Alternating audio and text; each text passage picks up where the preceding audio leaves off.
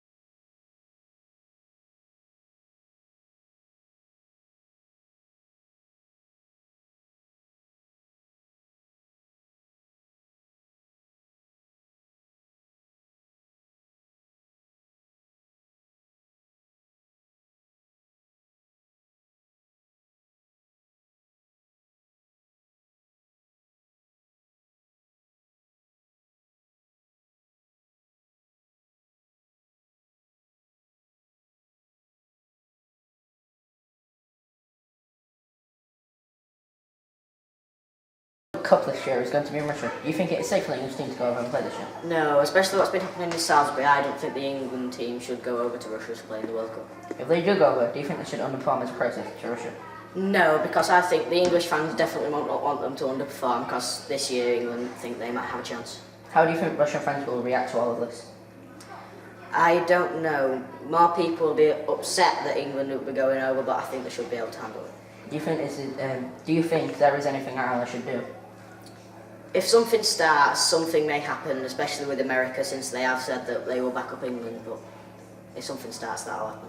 Thank you for your time. The story of the death of a renowned physicist, the great Stephen Hawking, who sadly passed away after battling motor neuron disease at the age of 76. We'll now go over to Alex Tams, who will tell us some information about his great achievements.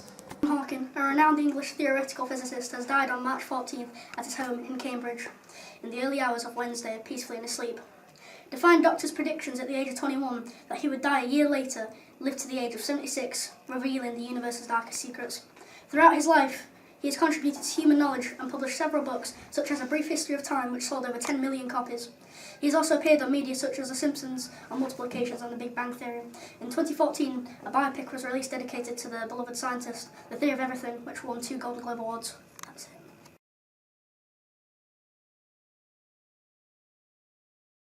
Powered his condition. Yes, because he was supposed to live for like 2 years when he contracted the condition, so he's done more.